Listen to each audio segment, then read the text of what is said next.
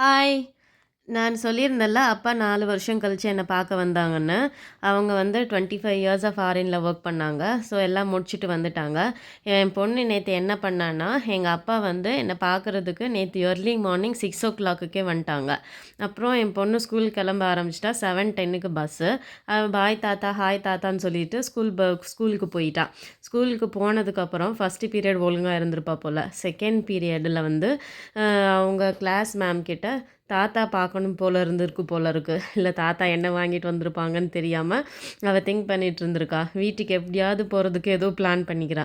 So நம்ம ஏதோ தண்ணி மாதிரி வாமிட் பண்ணிவிட்டு, மேம் நான் வாமிட் பண்ணிவிட்டேன், நான் வீட்டுக்கு போகணும்னு சொல்லிட்டு மேம் அங்கே இருக்கிற நர்ஸுங்க சொல்லிட்டாங்க.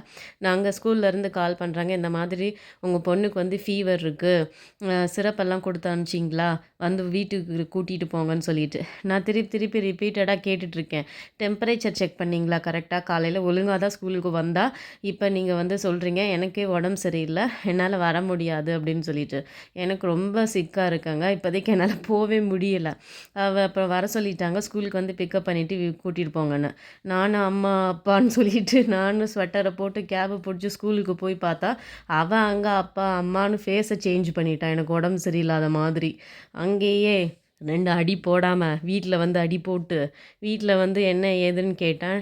நான் தாத்தாவை பார்க்கணும், எனக்கு என்ன வாங்கிட்டு வந்திருக்காங்கன்னு பார்க்கணுங்கிறதுக்காக தான் இந்த மாதிரி பண்ணுனேங்கிறாங்க.